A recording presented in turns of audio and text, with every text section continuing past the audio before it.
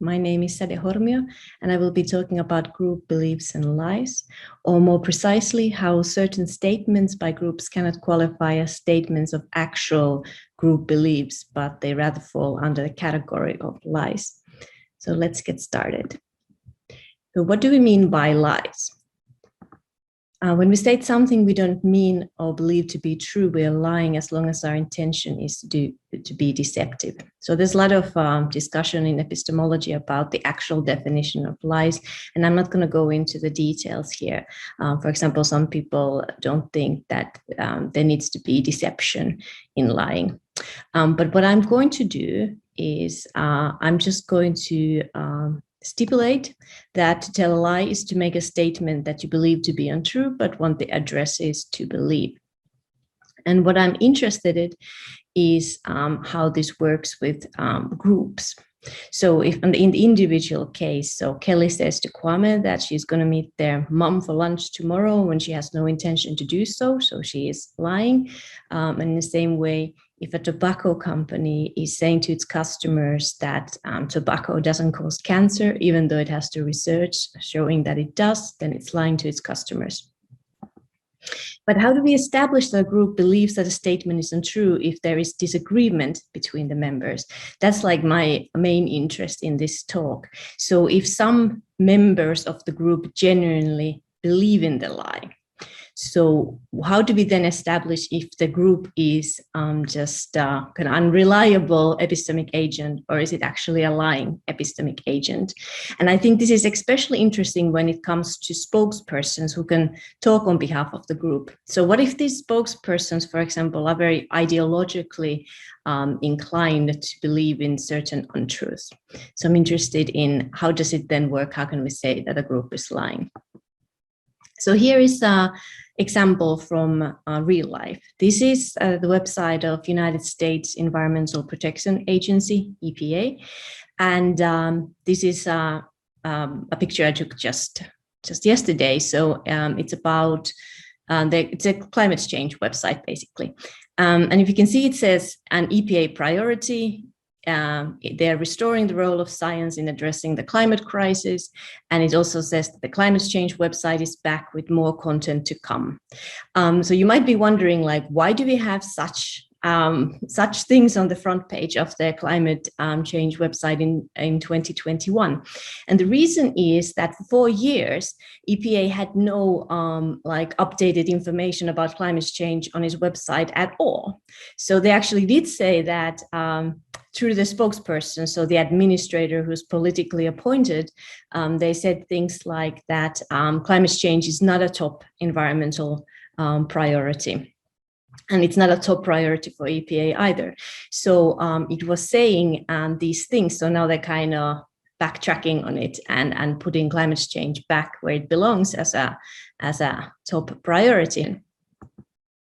On group lies, there's been very little work on group lies in social epistemology. One recent account, one of the only accounts that have been given on group lies, is by Jennifer Lackey, and she gives this account of G lie, and it goes as follows. A group G lies to B if and only if 1, a G states that P to B, 2, G believes that P is false, and 3, G intends to be deceptive to B with respect to whether P in stating that P. So now this is like a very nice, concise, clear formulation of a group lie. I think it's also very persuasive. But what I think is that if there's like large discrepancies among the members of the group of whether P, so you can think about, for example, the EPA scientists were kind of pressure to leave their jobs, and some of them or to move the research priorities and thing, and the EPA administrators and the top level people who were politically appointed. So they can have large discrepancies among the members of the group on whether P, so for example, is climate change a top priority. It can be hard to establish if 2 and 3 hold. So this is what I think, that there's something more needed in these kind of cases when it's not clear to say what is the actual, like what does the group believe. And I think this is especially the case if some of these different views are based on ideology, and the people who hold dogmatic beliefs about P are in positions of power within the group. So we could thus have group members that sincerely believe that P and others who sincerely believe that not P. So this is what I'll be discussing here. And I'm not going to be giving an account of group belief here, because or talking about in general much about how group beliefs are formed, because I mean this is a social ontology conference, so this is very familiar stuff to most of you. I do go into that in the paper that this presentation is based on, but I think the main idea here is what I'm going to suggest. It should work with any kind of account of group belief that you want to have. So what I'm going to suggest is we need a narrative constraint. So this is narrative constraint for truthful group statements. So these are statements that the group believes to be true. And this narrative constraint is made up of two components. We have narrative coherence, and this implies that a new group statement should not conflict with earlier group positions or knowledge unless a coherent rationale for the change is given. I'm going to give more details about this soon. And narrative intention looks at the process of gathering new evidence and requires that the group position behind the statement is formed in good faith. And I suggest that only when the group statement, so what any kind of statement, if it's like a statement by a spokesperson or it's a written statement that's been pulled together by the whole group or any kind of group statement, only when it meets these two subconditions, it can mirror the group's actual belief. And by actual group belief, I only mean what in fact the group believes. So, you know, we can have group stating that not P, even though it believes in P, so then the group is lying. So this is just what the group actually believes. And of course, we can have like confused groups that don't really know what they believe, but I think that's also something I want to distinguish with this narrative constraint.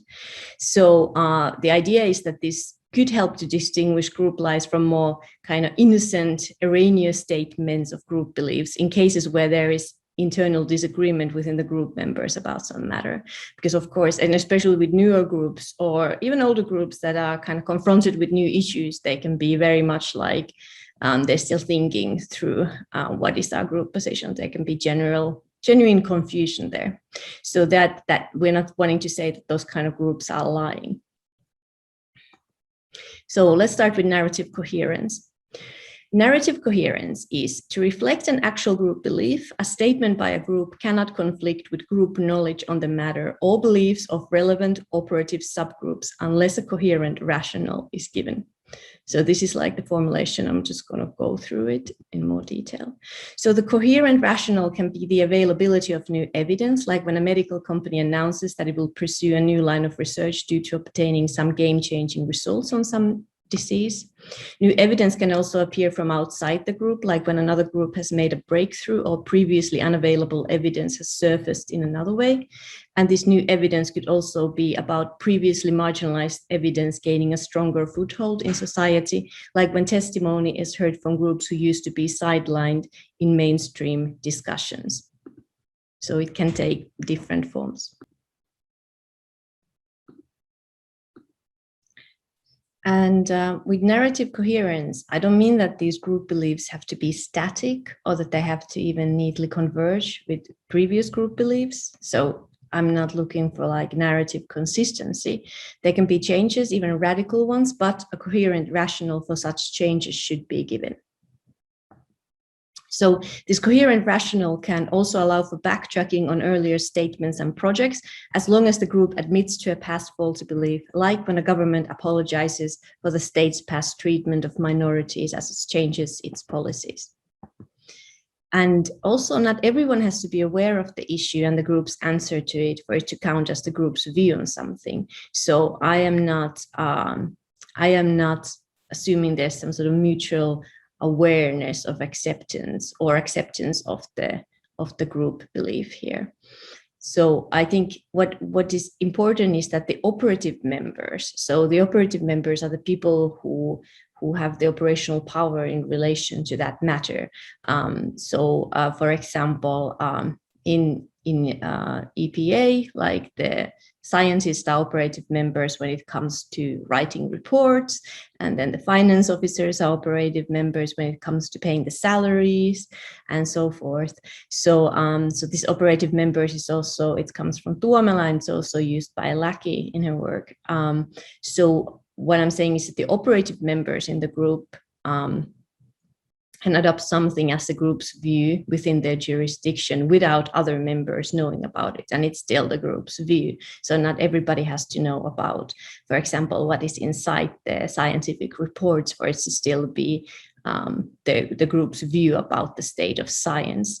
As long as if the other members were to hear about the view, they would not feel compelled to protest against it. So, and with this, I just mean that it falls like within the kind of acceptable boundaries of what the operative members have been given a remit to do, and also what is kind of the ethos of the group and what kinds of things they allow the group to do. So it's not something that a group is operating in secret and it's doing something that the rest of the group would completely be against.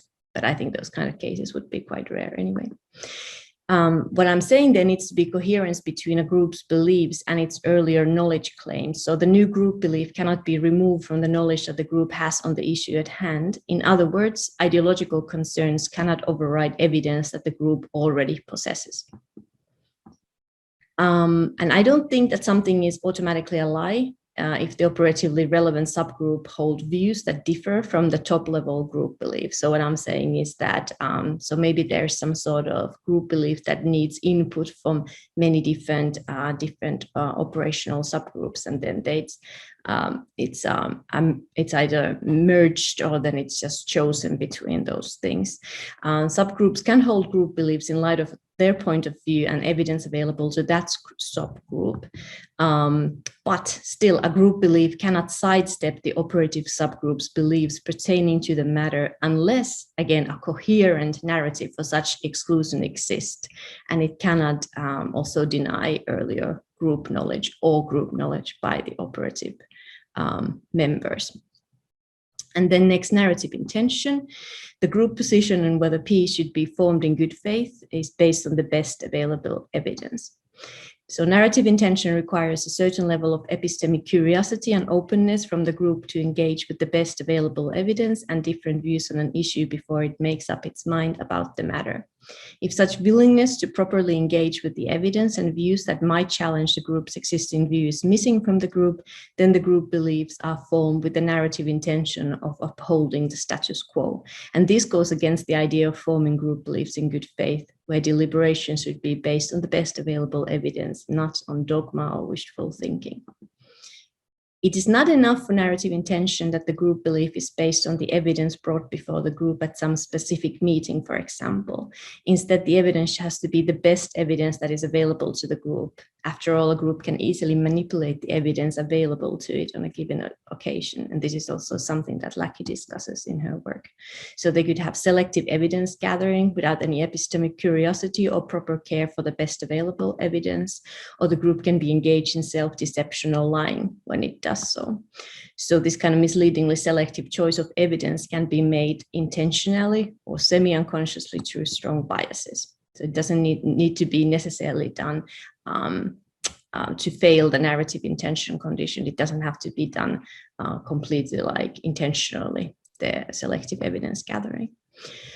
Of course, the group might not know about the availability of particular evidence, or it may have genuine blind spots. And these cases, the group belief can meet the requirement of narrative intention, even though it's not based on the best available evidence. But such a group should be willing to take into account additional evidence if and when someone challenges the group on its false belief.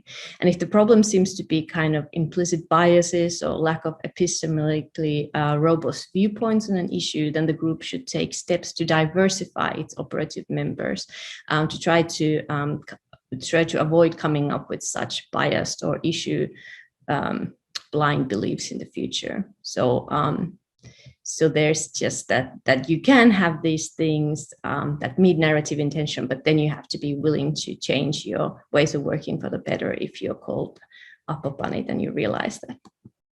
So let's look at these this narrative coherence and narrative intention by applying it to a real life inspired case. And this is about disinformation that the oil lobby has been engaged in relation to climate change. So fossil fuel industry has known about the danger for decades, and the industry scientists warned in the 1980s that urgent mitigation action is required, but the corporations instead engaged in misinformation campaigns and lobbying.